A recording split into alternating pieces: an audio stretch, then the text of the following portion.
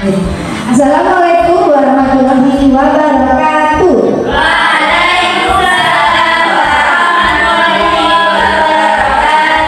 Oke, bagaimana kata kalian hari ini? Alhamdulillah, satu tekad meraih bisa. Yes, yes, yes, Allahu Akbar. Alhamdulillah, masih semangat ya.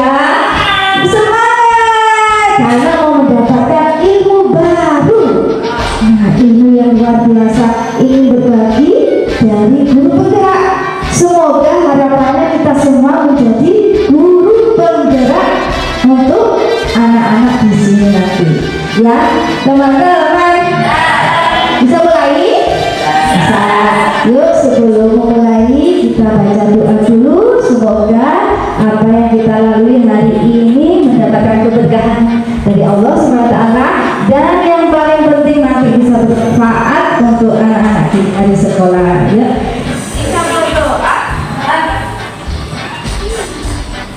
Berdoa sama-sama di dalam hati ya. Berdoa dimulai.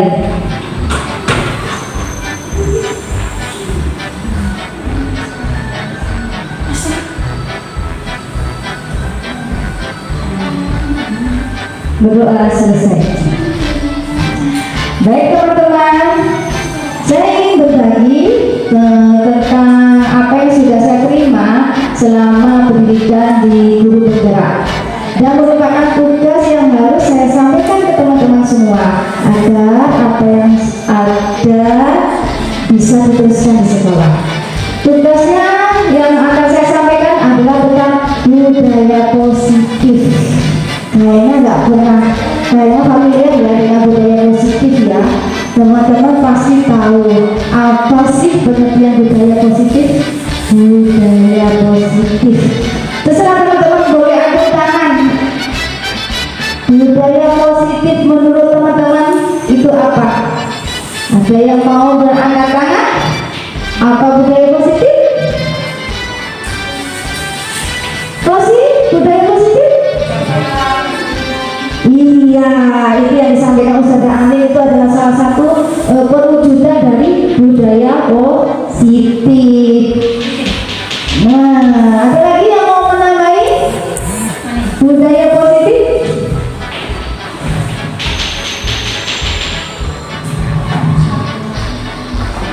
Secara global apa sih budaya positif? Pembiasaan, betul. Ada lagi, lebih dilengkapi lagi, pembiasaan yang baik. Terus, hampir.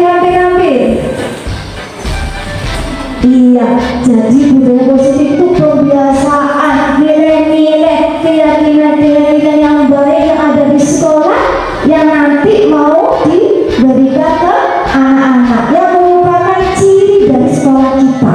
Budaya positif di sekolah kita berbeda dengan budaya positif di sekolah yang lain, tergantung dari visi-visi yang mau kita berikan. Budaya positif.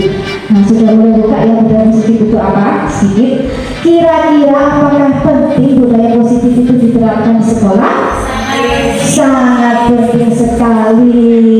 Nah, di dalam pembelajaran ini kita sama-sama untuk membuka wawasan kita dan merefleksi apakah kita sudah memberikan budaya positif kepada anak-anak, apakah kita sudah memberikan nilai-nilai yang baik kepada anak-anak, dan apakah yang kita sudah lakukan selama ini sudah memberikan pembiasaan yang baik kepada anak-anak.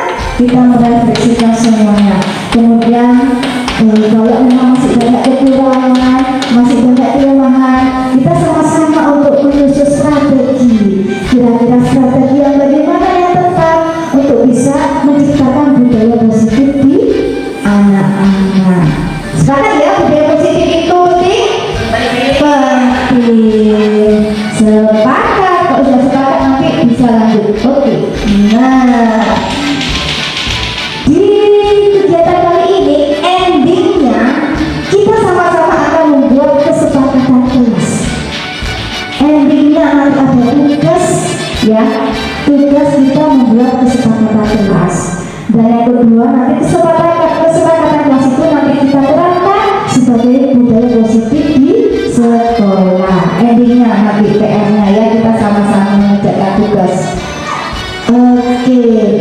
melatar belakang budaya positif. Kita mengingat bahwa di zaman sekarang itu budaya asing banyak sekali masuk ke lingkungan anak-anak, entah dari berbagai arah ya. Dan kita sebagai guru maupun sebagai orang tua kadang-kadang sulit untuk memfilternya ya, karena saking mudahnya budaya asing itu masuk ke anak-anak. Akibatnya apa? Karakter yang paling kelihatan adalah karakter anak menjadi negatif, karena yaitu melihat film, melihat YouTube atau game yang akhirnya merubah, menjadikan karakter anak-anak banyak ke arah yang negatif. Lalu kita sebagai guru bagaimana? Kita sebagai guru tugasnya adalah menanamkan nilai-nilai karakter, salah satunya melalui budaya positif itu.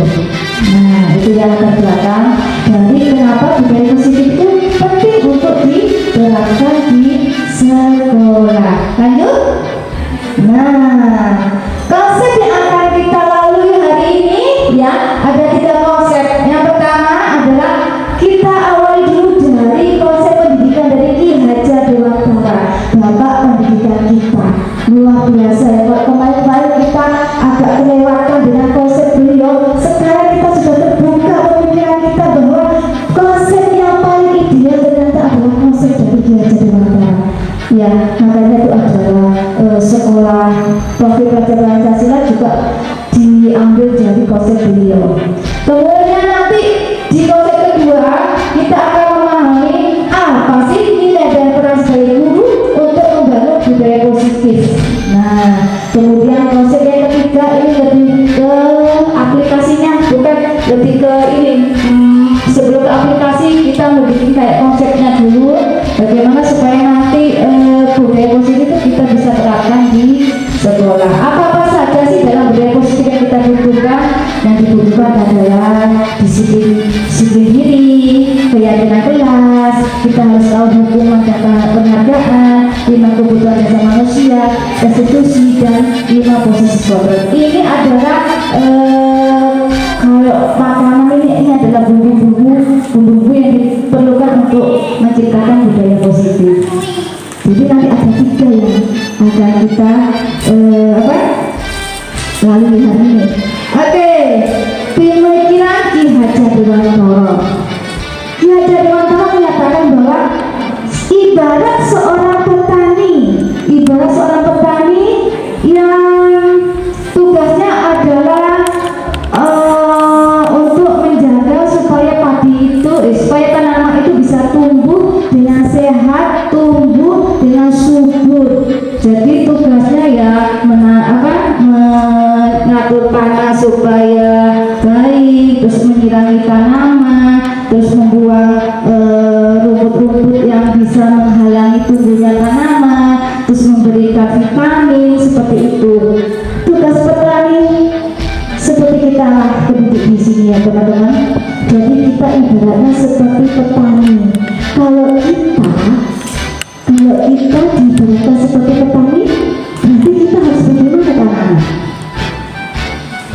Kalau kita diibaratkan petani yang menyiapkan tanah yang subur, petani yang menyirami tanaman supaya bisa tumbuh subur, petani yang menghalau rumput supaya tidak menghalangi tumbuhnya tanaman. Kalau kita ibaratkan sebagai petani, posisi kita di sini harus bagaimana teman-teman? Memberikan stimulus, terus menyiapkan lingkungan yang nyaman untuk pertumbuhan bagus, menyiapkan stimulus ibaratnya kayak vitamin ya, pupuk untuk tanaman. Kalau manusia adalah stimulus, kemudian mengkondisikan tanah supaya baik untuk pertumbuhan. Jadi kita mengkondisikan pembelajaran supaya nyaman buat anak bisa belajar dengan nyaman, bebas dari rasa takut. Jadi kalau sudah nyaman kan anak-anak bisa belajar dengan tenang, ilmunya bisa masuk dengan enak. Nah itu kita ibaratnya seperti petani teman-teman ya. Kita hanya bisa mengarahkan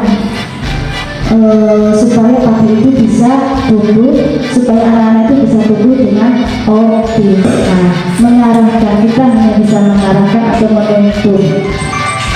Nah, sekarang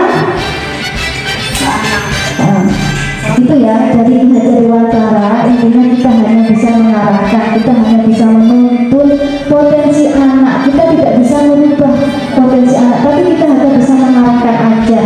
Apa yang dimiliki oleh anak itu kita arahkan supaya bisa menjadi optimal. Kemudian nilai dan peran seorang guru. Nah, nilai seorang guru adalah nilai, artinya apa yang harus dimiliki oleh seorang guru itu apa untuk anak-anak. Yang pertama, berpihak pada murid. Jadi guru itu harus bisa berpihak pada murid. Sepertinya teman-teman sudah nggak aneh ya dengan kata-kata seperti ini, dan teman-teman sudah bisa melakukan apa sih kegiatan yang berpihak pada murid. Ya sudah. Kemudian mandiri, kolaboratif, inovatif, ini sebenarnya reflektif. Mandiri, artinya mandiri itu apa? Memenuhi kebutuhannya sendiri. Apa sih yang kurang dari saya? Ilmu apa yang kurang dari saya? Jadi guru itu harus bisa memenuhi kebutuhannya sendiri dalam hal untuk melengkapi kemampuan dalam mengajar. Tidak usah menunggu dari orang lain untuk ikut ini, tidak usah menunggu orang lain atau kepala sekolah untuk ikut ini, tapi punya inisiatif sendiri. Oh, kayaknya aku kurang IT, aku mau belajar tentang IT, ya buka mobil sendiri. Nah, mandiri termasuk juga ketika bisa memenuhi kebutuhan temannya. Temannya butuh, aku nggak bisa ini, ayo sini aku ajari. Nah, jadi mandiri untuk diri sendiri dan mandiri untuk teman. Nah, jadi memberikan fasilitas kepada temannya. Kolaboratif, mampu bekerja sama dengan temannya. Inovatif, menciptakan hal-hal baru ya untuk kemajuan pendidikan, untuk kemajuan pengajaran ke anak-anak. Reflektif, artinya mampu menyerap semua apa sih kekurangan saya selama ini ya, mengambil hikmah, kemudian akhirnya bisa melakukan tindak lanjut. Jadi selalu melakukan perubahan atau evaluasi diri. Nah, untuk yang paling kita tekankan adalah berpihak pada muridnya ya. Untuk budaya positif nanti akan banyak kita bicarakan tentang berpihak pada murid. Kemudian peranan guru adalah menjadi pemimpin pembelajaran. Kita semua adalah pemimpin pembelajaran teman-teman. Kita yang punya hak untuk bagaimana menciptakan pembelajaran yang nyaman untuk anak-anak kita. Kita yang punya hak yang untuk bisa menentukan bagaimana strategi untuk membuat pembelajaran yang nyaman buat anak. Jadi kita menjadi pemimpin pembelajaran, membuat kondisi kelas yang nyaman, membuat mengatur anak-anak supaya bisa menerima pembelajaran dengan baik. Jadi kita lah yang jadi pemimpinnya ya. Menggerakkan komunitas praktisi. Nanti ini diharapkan kita bisa bikin sebuah gerakan-gerakan di sekolah yang tujuannya untuk kemajuan pendidikan, seperti gerakan literasi. Nanti ada kita bisa duduk lagi sendiri untuk menciptakan gerakan-gerakan yang bisa menunjang kemajuan pendidikan di Alubro ini. Misalnya kayak gerakan komunitas literasi atau komunitas kalau saya sekarang baru literasi ya, tapi belum gerakan literasinya. Terus menjadi coach bagi orang lain. Kita nanti diharapkan semua bisa menjadi coach untuk bagi orang lain, memberikan kolaborasi dan memberikan kepemimpinan peserta didik. Nah, inilah nilai dan peran guru penggerak. Next. Nah, kembali langsung ke budaya positif sekolah. Budaya positif adalah nilai-nilai, keyakinan, kebiasaan di sekolah yang berpihak pada murid, agar murid dapat berkembang menjadi pribadi yang kritis, penuh hormat dan bertanggung jawab. Jadi yang disampaikan Ustazah Ini sama Ustazah Ani, kemudian sama Ustazah Iis itu sudah betul. Jadi nilai-nilai, kebiasaan, keyakinan di sekolah yang berpihak pada murid, yang tujuannya agar nanti murid bisa menjadi pribadi yang kritis dan bertanggung jawab. Nah,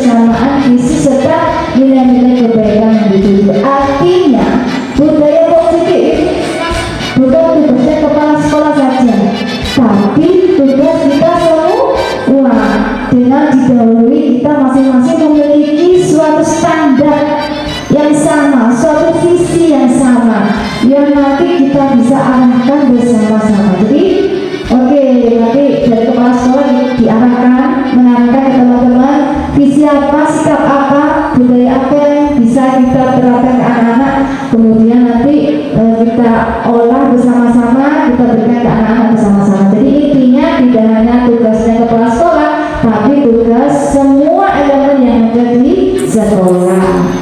Kemudian oke, nanti di budaya positif nanti apa saja yang kita pelajari? Tadi yang sudah disampaikan sebelumnya, kita akan mempelajari tentang konsep disiplin positif. Keyakinan kelas, pemenuhan 5 kebutuhan dasar manusia yang saya di garis posisi. Ini teman-teman, nanti kita akan belajar ini ya. Bismillah. Nah, ini budaya positif tadi sudah saya sampaikan. Budaya positif tidak berdiri sendiri dalam menciptakan budaya aja yang baik, melainkan satu sama lain saling berintegrasi dan mempengaruhi satu sama lain. Jadi bukan tugas kepala sekolah, tapi tugas kita bersama. Ini salah satu. Nah, teman-teman, budaya positif. Di dalam sebelum kita masuk ke budaya positif, Ustaz Ali bilang senyum, sabar, salam, kemudian aku yang bilang meletakkan mainan pada tempatnya, kemudian ada yang bilang buang sampah kepada tempatnya. Kira-kira seperti itu apa yang dilakukan supaya anak-anak bisa konsisten melakukan itu tanpa diperintah oleh guru? Apa yang harus dimiliki anak? Tidak harus menunggu ada usaha imam baru membuang sampah pada tempatnya. Tidak harus menunggu usaha baru bisa meletakkan barang pada tempatnya. Kira-kira apa yang dibutuhkan anak supaya bisa melakukan itu secara dari dalam dirinya sendiri tanpa menunggu perintah? Apa? Kalau menurut pengalamannya Ustaz dari kelas, kira-kira apa sih yang dibutuhkan anak supaya anak itu melakukan sendiri tanpa diperintah, tapi atas kemauan sendiri? Pembiasaan. Ya, betul, pembiasaan itu supaya menjadi suatu kebiasaan dibutuhkan apa? Supaya menjadi suatu kebiasaan dibutuhkan apa? Motivasi, ya. Jadi supaya anak itu terbiasa, kan artinya seperti gini, seperti Ustaz Titik, aku harus bisa senyum terus, terus memberikan sampah terus. Itu artinya kan harus dilakukan setiap hari. Itu istilahnya berarti harus disiplin yang melakukannya, ya. Disiplin. Anak-anak juga bisa membuang sampah pada tempatnya, artinya punya kesadaran diri untuk disiplin melakukan itu. Nah, dalam budaya hal yang paling penting yaitu kita harus bisa membuat anak-anak memiliki disiplin diri. Nah, supaya budaya itu terwujud, anak-anak kita harus tanamkan dulu disiplin dirinya. Nah, bagaimana disiplin diri? Apa sih disiplin diri? Kita jangan membayangkan disiplin itu adalah sebuah hukuman atau sebuah ketidaknyamanan atau harus tertib, harus tetap dengan aturan, harus nurut pada aturan, harus patuh pada perintah. Tidak. Disiplin itu menurut Ki Hajar Dewantara adalah suatu kemerdekaan. Disitulah ada disiplin yang kuat. Sungguh pun disiplin itu bersifat self-disiplin, yaitu kita sendiri yang mewajibkan kita dengan sekeras-kerasnya, tetapi itu sama saja. Sebab jika kalau kita tidak cepat melakukan self-disiplin, wajiblah penguasa lain mendisiplinkan diri kita, dan peraturan demikian itulah yang harus ada di dalam suasana yang berbeda. Artinya kitalah yang memiliki kebebasan untuk mendisiplinkan kita sendiri. Kitalah yang harus bisa mengontrol diri kita, yang bisa menguasai diri kita. Kalau kita sudah bisa menguasai diri kita, kita nggak perlu lagi orang lain untuk menguasai kita. Itu yang kita mengatakan kepada anak-anak. Anak-anak harus bisa menguasai dirinya sendiri, harus bisa mengontrol dirinya sendiri, tanpa harus menunggu ustadzah imam untuk mengontrolnya, tanpa harus menunggu ustadzah iis untuk mengontrolnya. Tapi anak itu sudah punya kontrol diri sendiri. Nah, itu maksudnya disiplin diri. Jadi kita pertama harus menanamkan disiplin diri ke anak-anak. Agak sulit ya untuk anak-anak.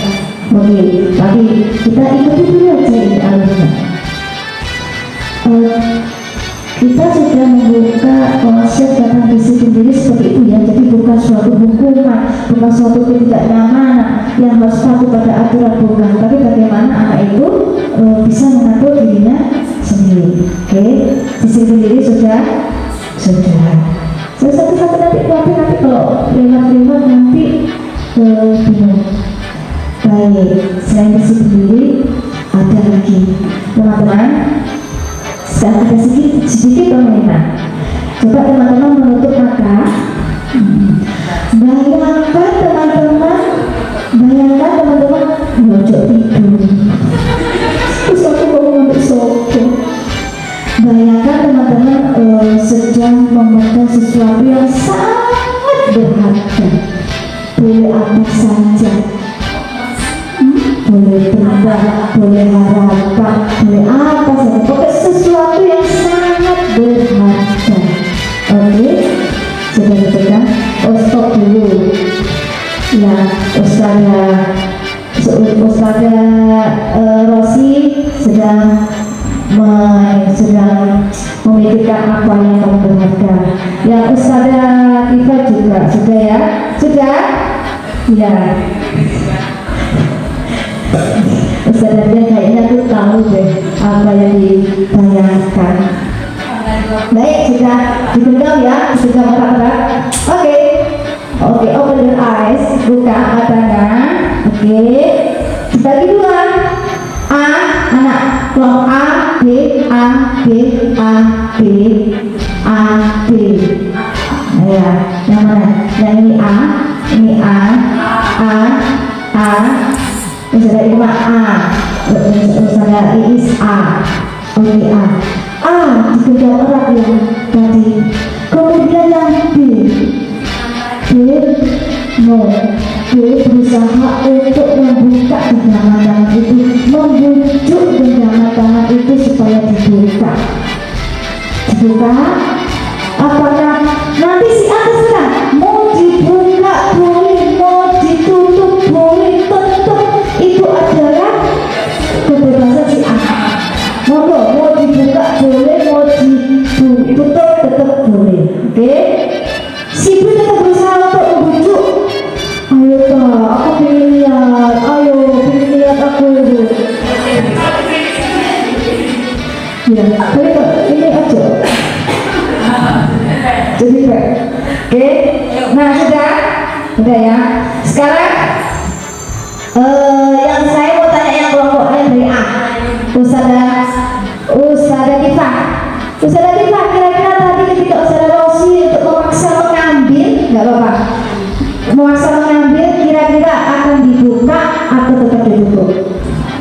Dibuka. Alasannya apa?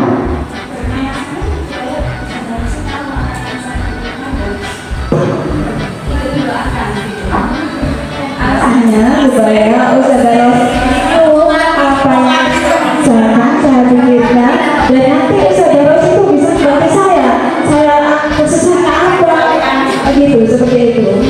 Nah, jadi penasaran apa yang dikatakan Ustazah Tifa? Boleh disebutnya Ustazah Tifa?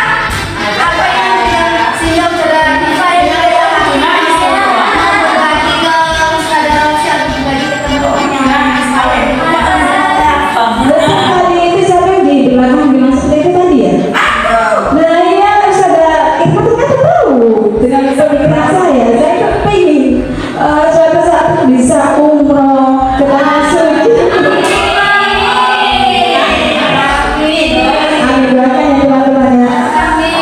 Ya, kalau kita pengen tadi duduk di sebelah Ustazah Tifa. Kalau Ustazah Titi tadi apa? Tetap menggenggam erat. Kalau saya kebalikannya Ustazah Tifa, egois. Betul. Enggak, kalau karena saya ingin menggenggam erat, kenapa enggak dibuka? Karena itu hak saya. Saya enggak pingin orang yang dia selalu tahu ibaratnya gimana ya ngomongnya ya usia. Enggak, ini tuh sudah hak saya saya harus menggenggamnya erat. Enggak semua orang itu bisa melihat gitu loh. Jadi orang-orang tertentu saja yang dimana nantinya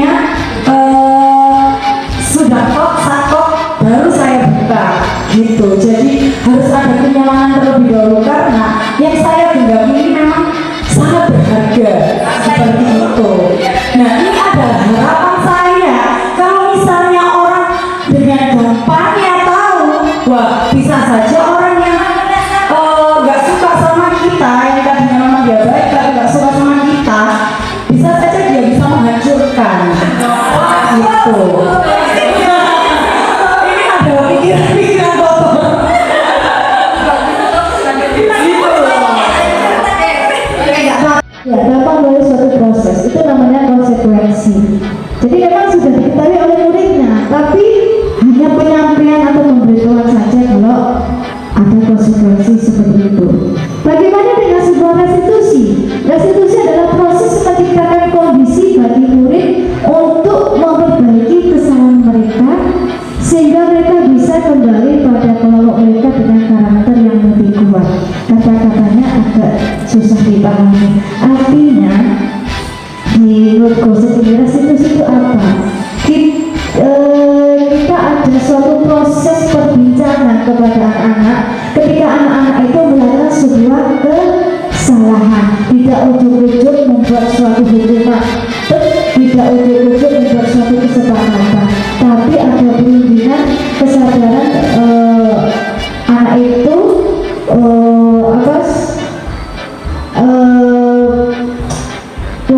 bagaimana supaya itu anak itu bisa mengetahui kesalahannya seperti apa. Jadi bukan sebuah hukuman, bukan sebuah konsekuensi, tapi bagaimana anak itu dia paham, oh aku salah, oh ternyata aku salah dan aku sudah menyalahi sebuah nilai-nilai kebaikan. Kemudian apa yang harus aku lakukan yang dari anak, bukan dari guru. Jadi ketika anak melakukan sebuah kesalahan, bukan hukuman, bukan konsekuensi, tapi kita melalui sebuah restitusi. Panjang, butuh proses, tapi inilah yang bisa membuat anak kita menjadi mandiri, bertanggung jawab, dan bisa bersifat abadi atau tidak sementara. Jadi ketika anak melakukan suatu kesalahan, bukan ujuk-ujuk dikumpulkan, kamu harus begini, bukan ujuk-ujuk konsekuensinya adalah bukan seperti itu, tapi ada sebuah dialog di mana anak itu nanti endingnya bisa berpikir, aku salah, aku nggak dapat melakukan ini, terus aku harus bagaimana. Nah, bagaimana naik dari hasil anaknya sendiri. Nah, jadi dia bisa bertanggung jawab atas pemikirannya sendiri. Nah, mungkin kalau ada anak Iza lupa tidak meletakkan sepatu pada anaknya. Iza, ya urus. Iza, sepatunya Iza ada di mana? Itu di situ. Oh ya, kira-kira Iza sudah melakukan kesepakatan suatu kelas nggak? Sesuai dengan keyakinan di kelas nggak? Jadi kalau sering kita terus mensuapin terus kata-kata keyakinan kelas, terus apa saja keyakinan kelas, pasti paham. Oh iya, aku belum bertanggung jawab. Nah, itu kita sudah menanamkan keyakinan kelas seperti itu bagi anak. Oke, bisa.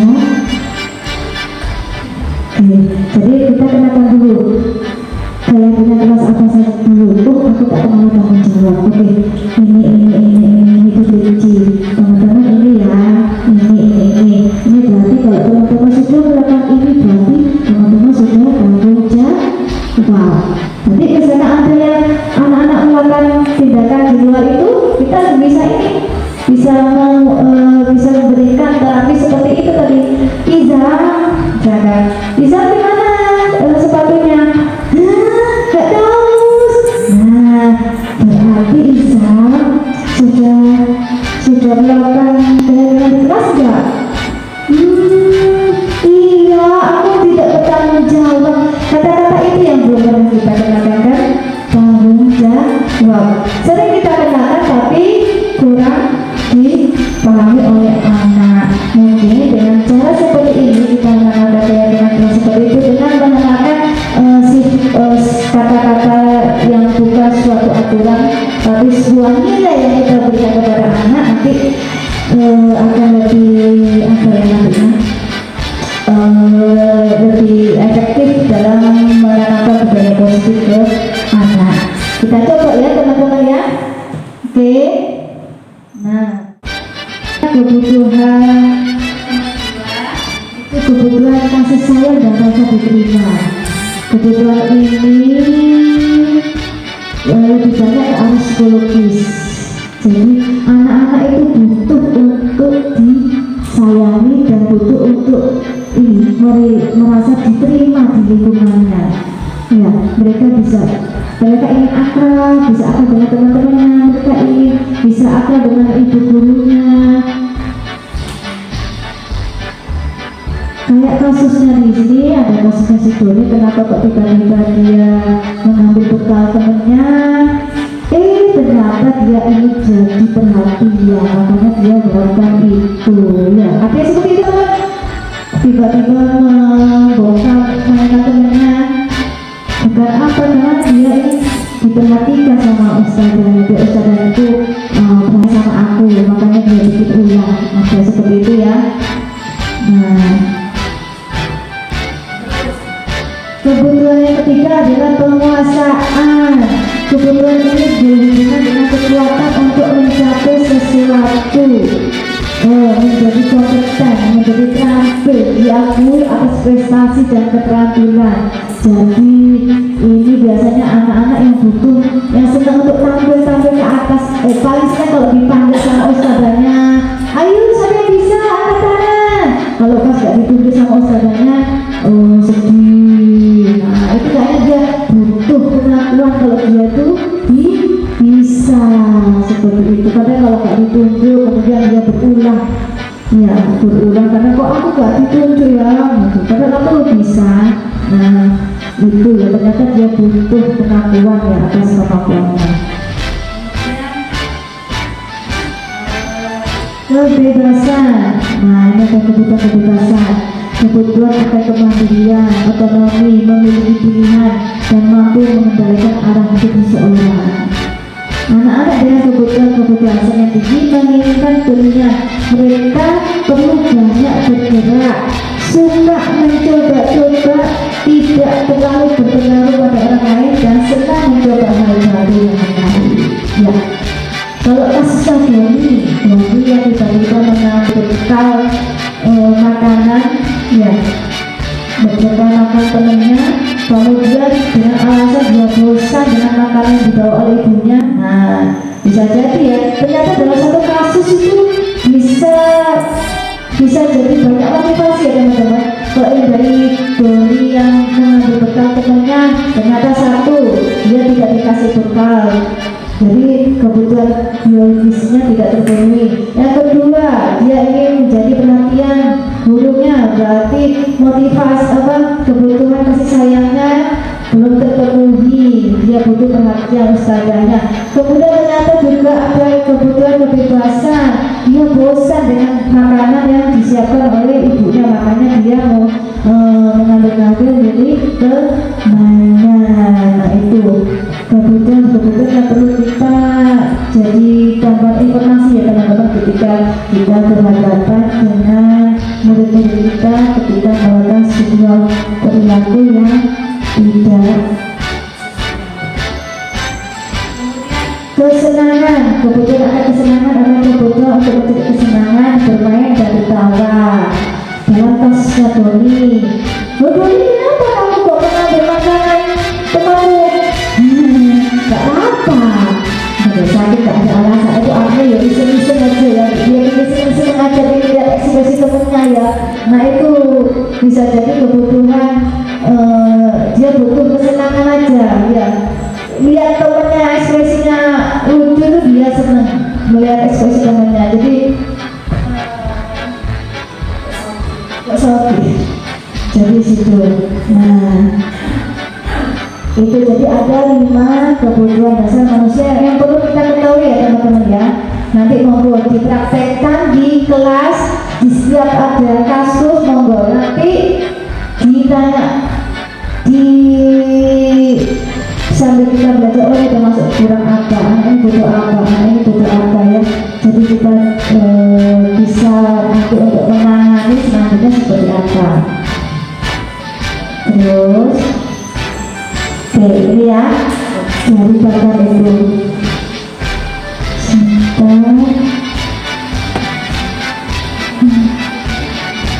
di depan sekolahnya ramai dengan kendaraan. Tingkahnya membuat guru Bu Ani bingung dan seringkali mengejarnya. Ada beberapa kemungkinan jawaban yang diberikan bingung. Nah, kira-kira bingung dengan perlakuan seperti ini, dengan tingkahnya bingung seperti ini, kira-kira kalau dilihat dari jawabannya bingung ya, bingung kenapa kamu kok lari-lari ke luar sekolah?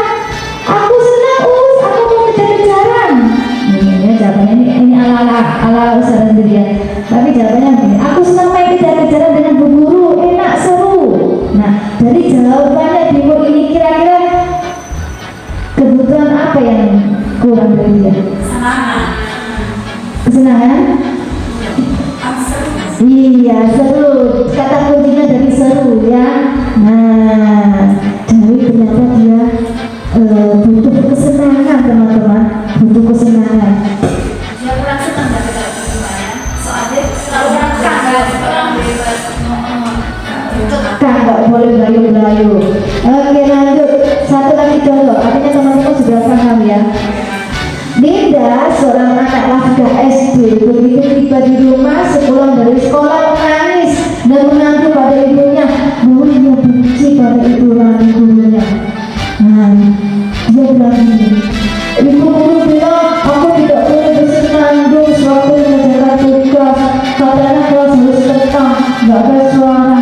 Oh, sama kan nggak seru jadinya. Dia butuh untuk bernyanyi untuk kesenangannya, teman-teman ya. Ini kalau sudah dari kata-katanya nggak kelihatan ya, sama ya. Dia butuh kesenangan karena lewat kesenangan itu dia bisa nyaman di kelasnya. Nah, yuk.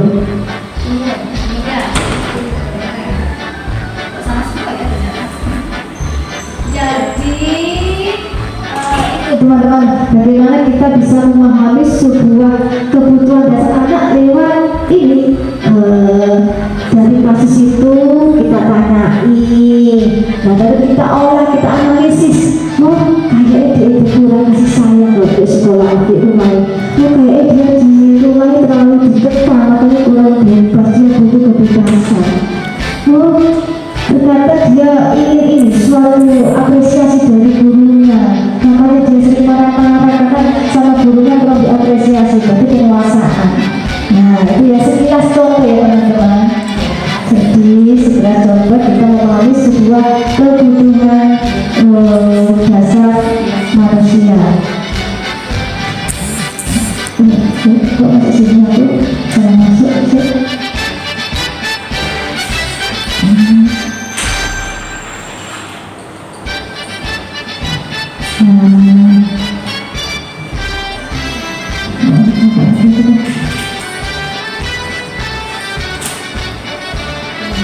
Baik, kita sudah belajar tentang 5 dasar kebutuhan manusia. Oke, ini yang kita pakai untuk mengontrol murid kita. Ingat, kita tidak bisa mengontrol dalam ilmu dari William Gosset. Kita tidak bisa mengontrol orang lain, tapi diri kita yang bisa. Artinya kita tidak bisa mengontrol murid kita, tapi murid kita sendiri yang harus bisa mengontrol mereka sendiri. Bagaimana supaya mereka bisa memiliki kontrol diri? Bagaimana? Iya, kita harus tanamkan dulu nilai-nilai itu supaya menjadi sebuah disiplin dalam dirinya. Dia memiliki keyakinan bahwa ini itu baik untuk diri. Oke, masuk ya yang tadi ya, materinya ya. Masuk. Oke, sekarang kalau ini film semua. Kalau tadi tidak jadi film.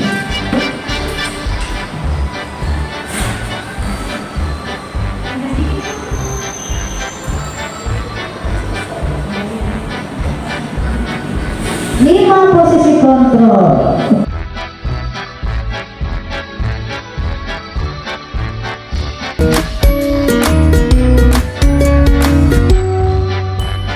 Salam bahagia Ibu dan Bapak guru hebat. Dalam penerapan disiplin positif restitusi, salah satu program yang dikembangkan adalah 5 posisi kontrol. 5 posisi kontrol dalam restitusi adalah proses perjalanan seorang pendidik agar dapat mengenali dirinya. Pada video kali ini, kita akan membahas tentang 5 posisi kontrol yang dikembangkan oleh Diane Gosson dan contoh penerapannya.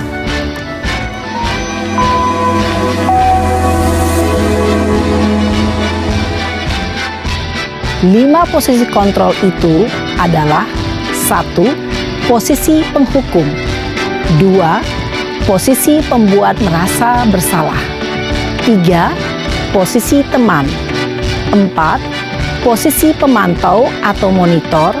Dan 5. Posisi manajer. Untuk lebih memahami kelima posisi tersebut, mari kita saksikan kasus Naren yang terlambat hadir 20 menit di sekolah dan melihat bagaimana kelima posisi kontrol dalam menghadapi masalah tersebut.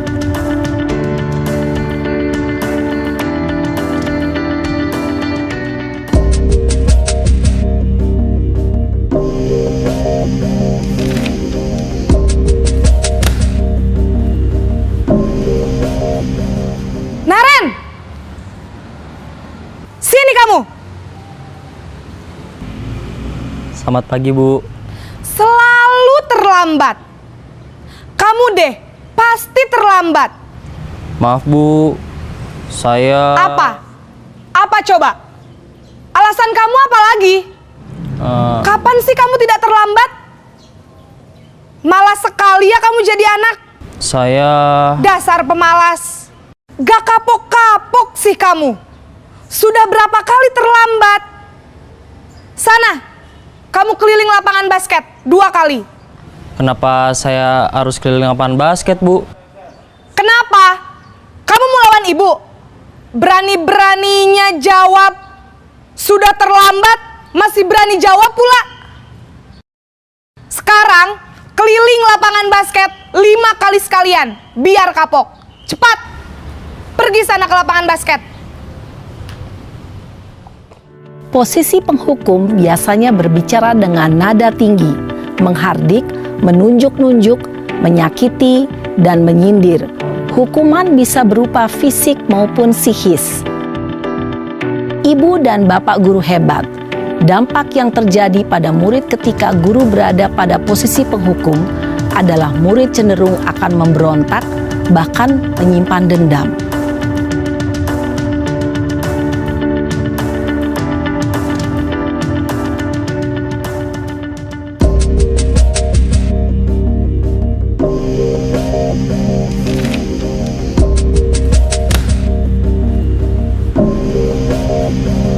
Naren!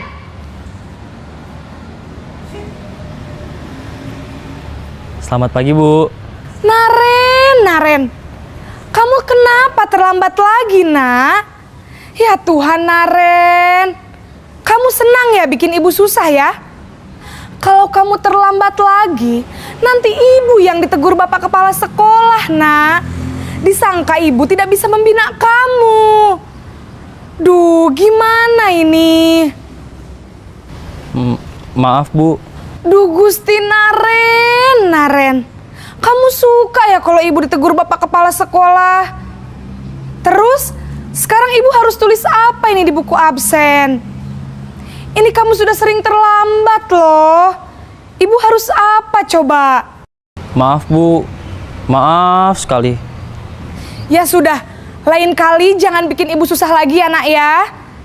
Ibu tidak akan kuat lagi kalau kamu begini terus. Bisa jantungan kalau ibu ditegur bapak kepala sekolah. Sana cepat ke kelas. Maaf ya, Bu. Maaf sekali. Posisi pembuat rasa bersalah berbicara dengan nada tenang, cenderung lembut. Namun kata-kata yang diutarakan membuat murid merasa menjadi orang yang gagal. Memandang buruk dirinya sendiri, merasa tidak berharga, dan tidak sanggup membahagiakan orang lain. Ketika guru mengambil posisi pembuat rasa bersalah, murid akan menganggap dirinya yang bersalah dan ia akan menyimpan emosi negatif tersebut di dalam dirinya.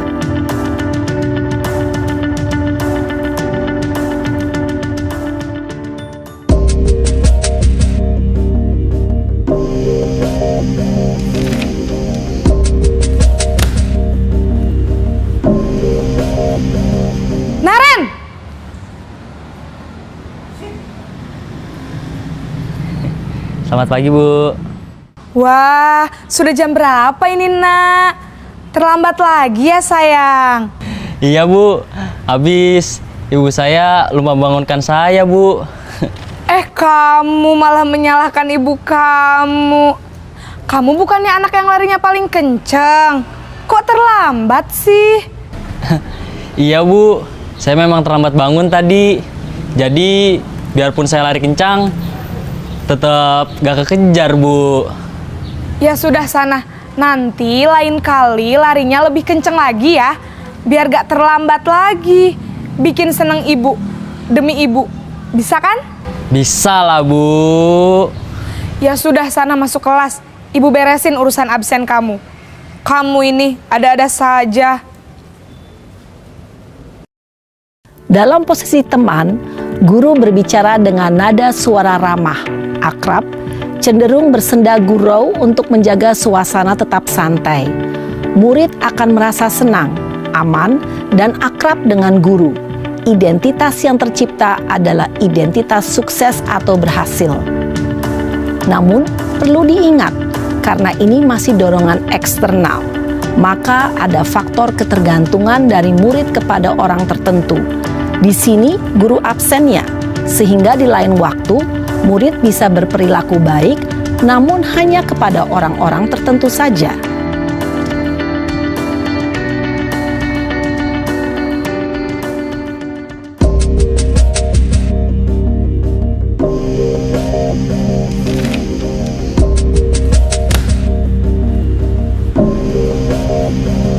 Naren!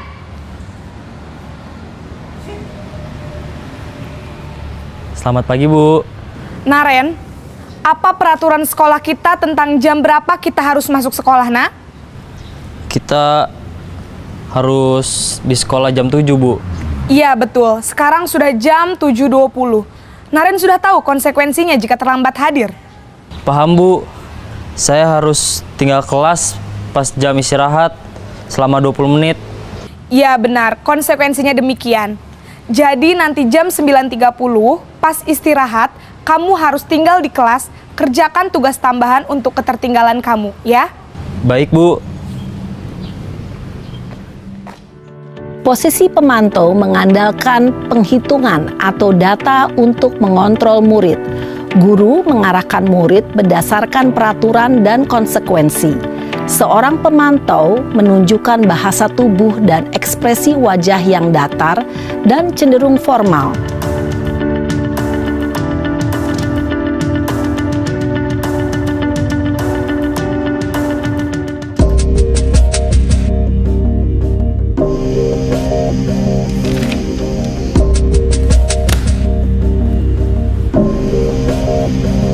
Naren!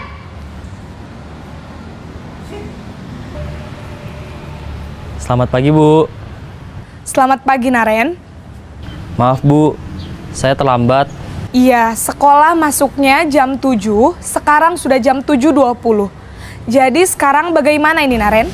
Maaf, Bu. Saya lupa setel alarm saya semalam.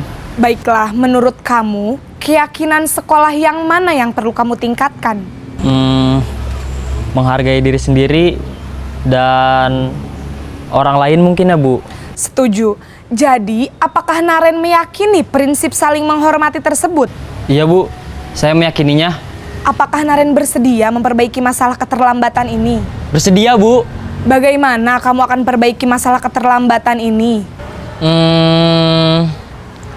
Saya akan coba untuk tidak lupa menyetel alarm saya, Bu.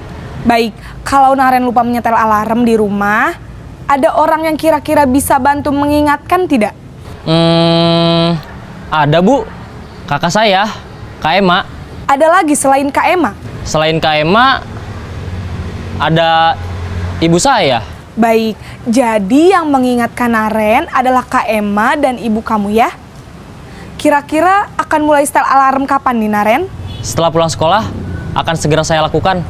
Baik, jadi Naren akan setel alarm untuk bangun besok pagi dan akan diingatkan oleh kakak dan ibunda Naren ya. Ada lagi yang mungkin perlu dilakukan, Naren, agar tidak terlambat bangun lagi? Tidak ada, Bu. Baik, Naren. Terima kasih untuk kerjasama kamu. Sekarang kamu perlu kembali ke kelas untuk belajar. Baik Bu, terima kasih. Posisi manajer adalah posisi kontrol yang disarankan untuk membimbing murid memiliki sikap disiplin yang positif, yaitu murid yang mandiri, bertanggung jawab, dan dapat memecahkan masalah. Tujuan dari posisi ini adalah agar murid dapat berefleksi atas tindakannya. Guru akan dengan tulus memberikan pertanyaan-pertanyaan bermakna, sehingga membuat murid dapat belajar dari kesalahannya dan mencari sebuah solusi untuk menyelesaikannya. Ibu dan Bapak guru hebat, setelah mengamati adegan kelima posisi kontrol tadi, kira-kira posisi mana yang paling ideal? Posisi mana yang dapat menunjang motivasi intrinsik murid? Ya, tentu posisi manajer. Posisi ini memang posisi ideal yang ingin dituju setiap pendidik. Pada posisi inilah, guru dapat menerapkan disiplin positif yang berpihak pada murid, yang memerdekakan murid. Perjalanan seorang pendidik tentunya tidak mudah untuk sampai pada posisi seorang manajer. Namun, tujuan kita pasti, yaitu menciptakan murid-murid yang mandiri, merdeka, dan bertanggung jawab. Semoga penggambaran 5 posisi kontrol yang telah diperlihatkan ini dapat menjadi ajang refleksi bagi kita semua, agar dapat terus mengasah dan menerapkan disiplin positif yang memerdekakan murid. Mari terus berlatih dan bersemangat. Selamat menerapkan. Salam dan bahagia, Ibu dan Bapak guru hebat.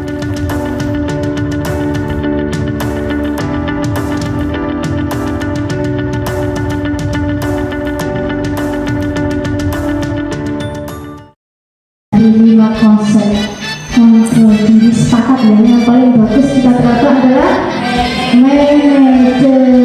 Susah apa sih?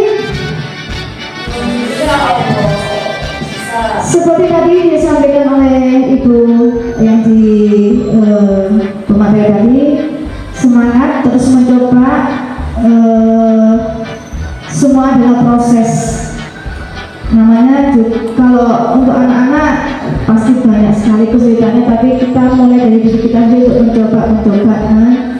Karena kita meyakini bahwa posisi kita dengan posisi sebagai manajer, kita bisa membuat anak kita untuk menjadi lebih mandiri, bertanggung jawab, dan bisa bersikap kritis. Tidak ada lagi pakai kata hukuman, tidak ada lagi kata konsekuensi, tapi kita memberikan kebebasan anak itu untuk bertanggung jawab atas kesalahannya sendiri melalui pemikirannya sendiri, melalui keyakinannya sendiri. Kita yang harus bisa mengarahkan. Kesulitan usaha tadi, sebab yang lainnya nanti tidak bisa.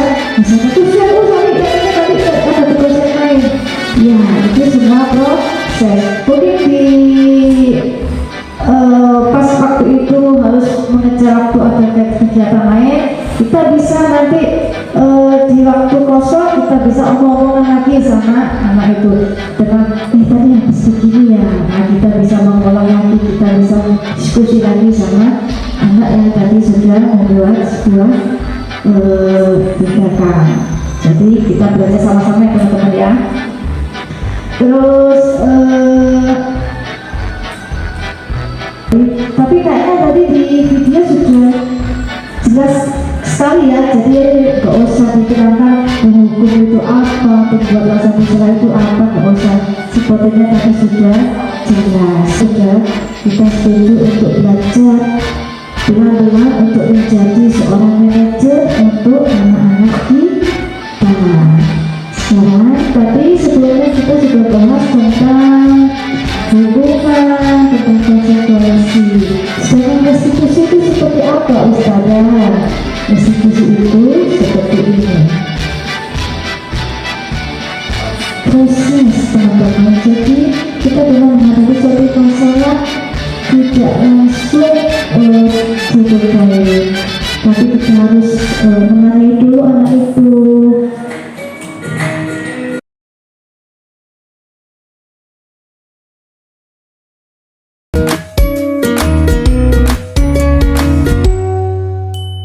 Salam dan bahagia, Ibu dan Bapak guru hebat. Pada video kali ini kita akan membahas tentang salah satu program disiplin positif yang diterapkan di lingkungan sekolah yang dikenal dengan nama restitusi.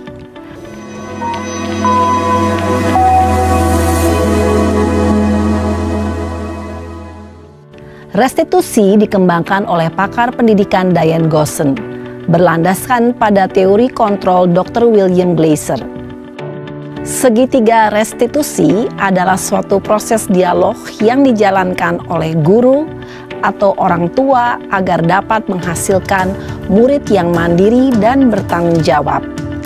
Pada saat guru di posisi manajer, aspek yang dikembangkan pada murid adalah motivasi intrinsik, sehingga penanaman nilai-nilai kebajikan dapat tumbuh dan berkembang menjadi suatu kebiasaan positif yang akhirnya membentuk karakter murid. Proses dialog ini terdiri dari 3 langkah yang digambarkan pada ketiga sisi pada segitiga restitusi. Sisi pertama adalah menstabilkan identitas. Sisi yang kedua adalah validasi tindakan yang salah. Dan sisi yang ketiga adalah menanyakan keyakinan. Ibu dan Bapak guru, berikut ini akan ditunjukkan bagaimana seorang guru berada dalam posisi manajer menggunakan penerapan segitiga restitusi.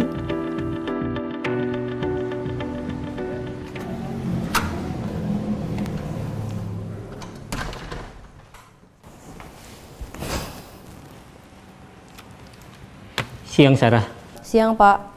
Sudah lama nggak ketemu Sarah? Kenapa hari ini ada di sini? Kesel, Pak. Kesel banget. Masa aku dikatain tukang fitnah, Pak? Ya aku marah lah.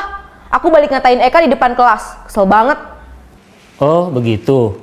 Ya pasti kamu marah dan kesal. Bapak juga akan marah apabila ada yang menuduh Bapak seperti itu. Kemudian, pada saat itu, kamu mau melakukan apa? Ya saya langsung ngatain Eka lah, Pak. Kesel banget. Saya bentak-bentak dia depan teman-teman lain. Oh, begitu. Pasti kamu melakukan seperti itu karena suatu alasan tertentu, bukan? Iyalah, masa saya diam saja, Pak? Ya saya bela diri lah. Masa saya dituduh tukang fitnah? Ya wajarlah. Mempertahankan harga diri itu sesuatu yang penting buat kamu. Untung kamu tidak bertindak lebih gegabah lagi. Hanya membentak-bentak. Iya, Pak. Untung saya masih bersabar dan hanya membentak saja.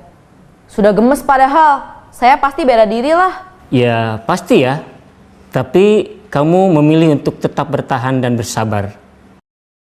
Kamu memilih untuk tidak berbuat lebih parah lagi, bukan? Iya. Nah, sekarang coba kita lihat lagi.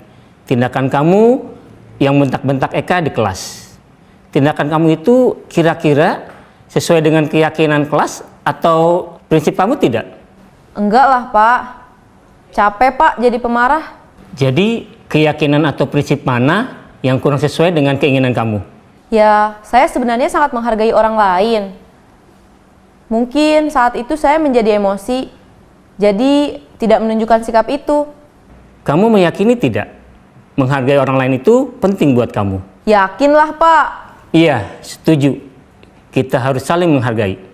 Namun, ada juga keyakinan yang kita sepakati yang perlu kita jalankan apabila kita sedang marah, bukan? Ya, saya bisa lebih proaktif, mulai dengan diri sendiri. Saya bisa jadi lebih bersabar, mengambil waktu jeda untuk berpikir mau apa selanjutnya. Kira-kira kamu bersedia memperbaiki masalah ini tidak? Bersedia, Pak. Kalau kamu memperbaiki masalah ini, kamu akan menjadi orang seperti apa? Saya akan menjadi orang yang bertanggung jawab kali ya, Pak. Dan senantiasa proaktif. Iya, menurut kamu bagaimana rasanya menjadi orang seperti itu? Ya nyaman lah, bangga bisa bersabar dan menahan diri. Baiklah kalau begitu. Yuk kita pikirkan bagaimana memperbaiki masalah ini.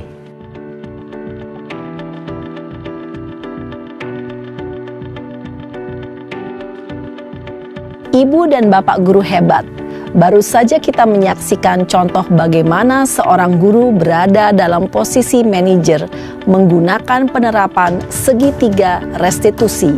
Mari kita bahas satu persatu. Pada sisi pertama, menstabilkan identitas berdasarkan pada prinsip bahwa membuat kesalahan adalah bagian dari proses pembelajaran. Sisi pertama dari segitiga ini berperan menggeser identitas murid dari identitas gagal ke identitas sukses. Murid yang sedang bertingkah laku yang tidak pantas atau menarik diri saat itu sedang mengalami identitas gagal.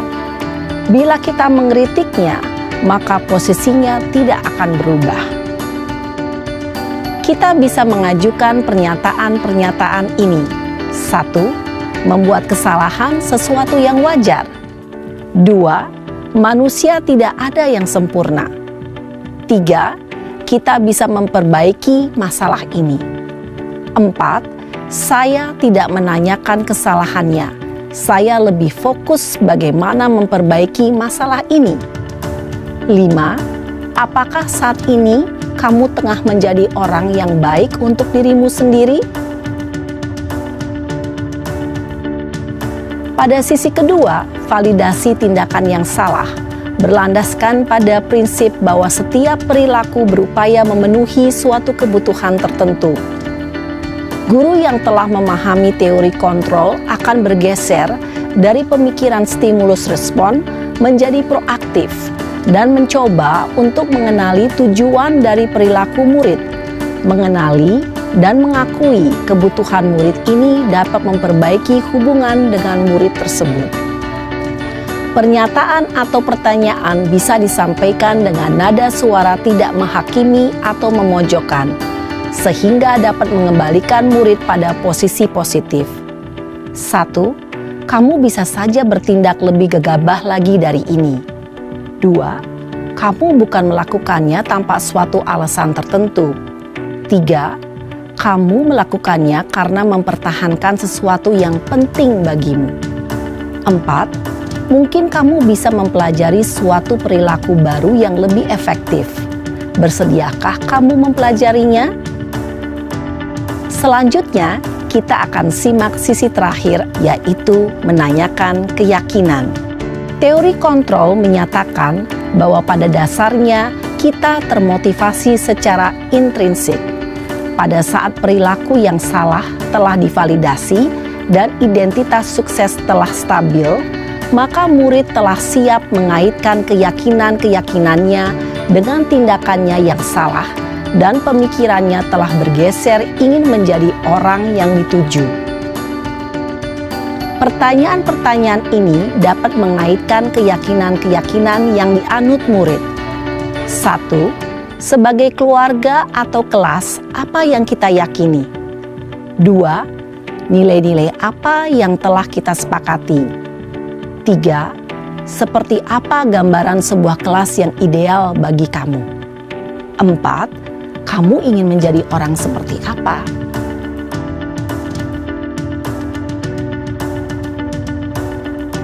Dalam menerapkan segitiga restitusi, perlu diperhatikan beberapa hal, yaitu 1. Perilaku yang salah perlu dikaitkan dengan nilai-nilai atau keyakinan-keyakinan yang telah disepakati atau dituju. 2. Kesediaan orang yang melakukan kesalahan untuk memperbaiki masalah. 3. Pemecahan masalah sebisa mungkin relevan atau memiliki hubungan dengan masalah yang ada. 4. Usaha. Perlu adanya suatu usaha perbaikan dari pihak yang berbuat kesalahan. 5. Waktu.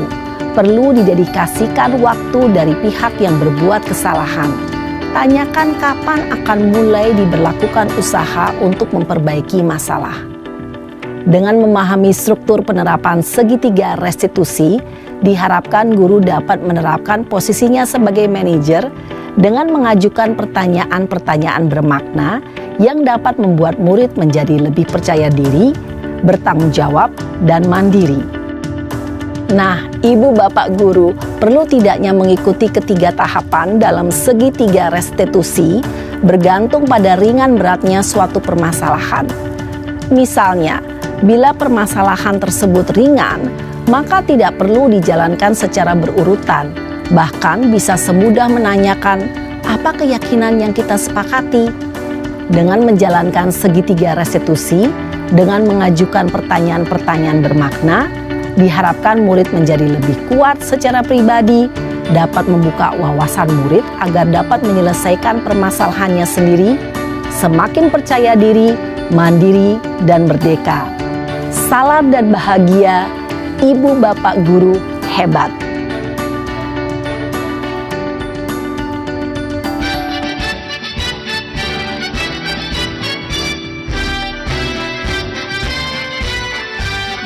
Jadi bagaimana sikap guru ketika menghadapi suatu permasalahan yang dilakukan oleh murid, tidak pakai lagi hukuman, tidak ada pakai lagi konsekuensi, tapi pakai diskusi. Prosesnya seperti itu. Tapi tidak semua kita lakukan semuanya. Jadi kalau kasusnya kecil, kita cukup menanyai dengan keyakinan apa yang ada di kelas. Tapi kalau untuk teman-teman adalah kasus yang besar, kita bisa duduk berdua dengan anak kita, kemudian kita bisa diskusi bersama-sama secara enak gitu ya. Jadi yang pertama-tama menstabilkan identitas. Jadi ketika teman-teman menghadapi suatu masalah, kalau menstabilkan identitas itu artinya tidak langsung kita menyalahkan anak itu, karena kalau di saat anak itu lagi emosi langsung kita salahkan, justru nanti menjadi fatal. Kita meyakinkan bahwa apa yang dialami anak itu dialami oleh semua orang. Jadi kita tidak membuat kesan bahwa anak itu yang anak itu tidak baik, anak itu pokoknya kita menurunkan harga diri anak itu. Jadi kita tetap membuat anak itu berada di posisi yang netral atau posisi yang nyaman buat anak itu. Kemudian kalau sudah anak itu tenang, ya kita masuk ke tindakan, ke validasi tindakan. Kita harus menyadarkan anak itu bahwa apa yang dia lakukan itu tidak baik. Kalau sudah anak itu sudah sadar, oh iya ya saya kurang tepat ya. Jadi atas kesadaran diri sendiri, bukan dari gurunya. Tapi salah, kamu nggak boleh begini. Tapi kita bisa membuat sebuah pertanyaan-pertanyaan yang dimana anak itu menjadi sadar bahwa itu adalah ya salah, aku salah. Jadi atas kesadaran diri sendiri.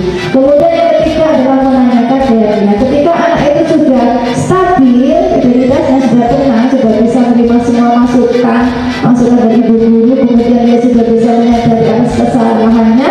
Kemudian ketika kita mengarahkan keyakinan apa yang sudah kita sepakati bersama di kelas. Jadi kita kuatkan anak kita itu supaya bisa melakukan keyakinan yang sudah disepakati bersama. Proses seperti yang dijelaskan tadi adalah sebuah proses ya teman-teman. Tidak langsung untuk anak itu langsung ada hasilnya, tapi efeknya itu ketika anak itu sudah besar di masa mendatang. Kalau untuk untuk usia hasil atau goals itu nggak bisa dilihat sekarang, tapi ketika dia dewasa, di mana anak kita nanti bisa berpikir lebih kritis, mandiri dan bertanggung jawab. Jangan kita lihat efeknya sekarang, tapi kita sedang menanam sebuah benih yang nanti hasilnya akan dilihat di beberapa tahun kemudian. Ya. Nah, thank you teman-teman, terima kasih. Itu materi hari ini, semoga bisa diserap oleh teman-teman mulai dari budaya positif. Kita mulai pelan-pelan, minimal dari di kelas kita sendiri. Di kelas kita menanamkan sebuah budaya positif. Satu keyakinan kelas yang mau kita tanamkan ke anak-anak. Kita tanamkan anak-anak kita bisa mendisiplinkan anak kita sendiri tanpa harus orang lain yang mendisiplinkan. Anak-anak bisa mengontrol dirinya sendiri tanpa harus dikontrol oleh gurunya. Kita bisa menjadi manajer ketika kita menghadapi suatu masalah di anak-anak kita. Kita bukan memberikan hukuman, kita bukan memberikan konsekuensi, tapi kita memberikan restitusi. No hukuman, no konsekuensi, tapi restitusi. Proses, ingat proses. Hasilnya bukan sekarang. Hasilnya bekas tapi karena ibarat sebuah petani kita menanam dengan ketekunan, hasilnya akan di kemudian hari. Baik teman-teman, untuk di beberapa hari lagi saya mungkin butuh 1-2 kelas untuk saya ajak untuk membuat sebuah keyakinan kelas. Ya, nanti gak semua kelas, tapi nanti saya butuh 1 atau 2 kelas, nanti bersama-sama kita buat sebuah keyakinan kelas. Bagaimana pendapatnya ke anak-anak. Begitu ya Bu Coaching ya. Semoga nanti disiapkan kelasnya dan waktunya. Terima kasih untuk Pertanyaan bisa di waktu karena waktunya sudah waktunya untuk pulang. Terima kasih kesediaannya, atas kehadirannya.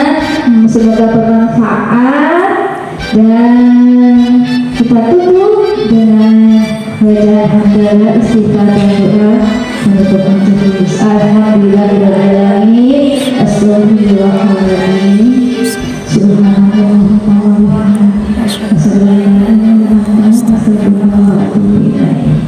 ya. Assalamualaikum warahmatullahi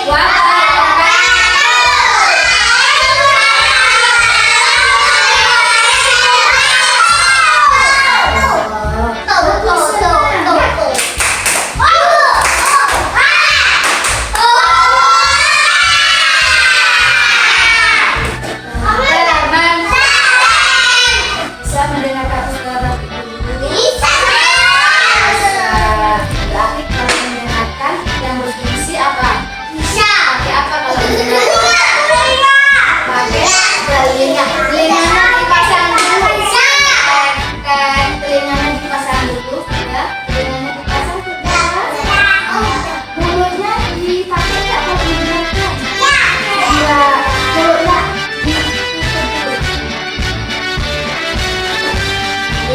hari ini teman-teman mau diajak diskusi sama Ustazah Tati. Diskusi, kita mau ngobrol-ngobrol. Ustazah Tati mau tanya sih, teman-teman sudah jadi anak yang bertanggung jawab? Ya. Teman-teman senang nggak jadi anak yang bertanggung jawab? Alhamdulillah. Pada kami juga bisa mendengarkan? Bisa. Baik. Teman-teman sudah jadi anak yang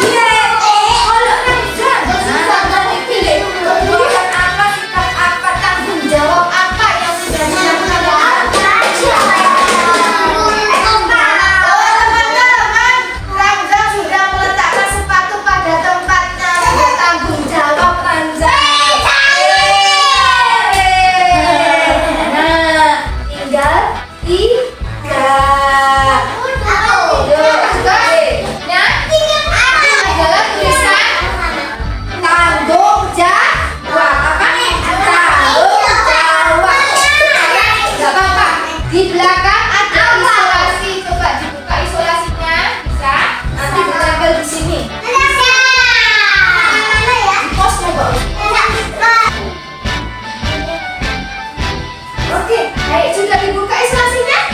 Udah, selanjutnya ditempel. Tanggung jawabnya Haidar. Sini tempel sini Haidar. Mama nggak bisa ditempel. Mama nggak bisa. Oh iya, oke nanti dibantu. Haidar, sikap tanggung jawabnya Haidar adalah Haidar ketika Ustazah menjelaskan Haidar akan duduk dengan tertib. Oke Haidar terus. Oke, sekarang duduk. Sekarang Hazik. Hazik sikap tanggung jawabnya Hazik yang dipilih. Oh, Hazik memilih buang sampah. Oke, nanti dibantu. Hazik memilih membuang sampah pada tempatnya. Oke, tos dulu. Hazik buang sampah pada tempatnya. Sekarang Gozi, sikap tanggung jawab apa yang dipilih sama Gozi? Gozi apa? Gozi pilih apa nih sayang? Coba ceritakan. Membuang sampah. Pembantu Ustazah bersih-bersihkan. Oke, tanggung jawabnya Gozi. Oke.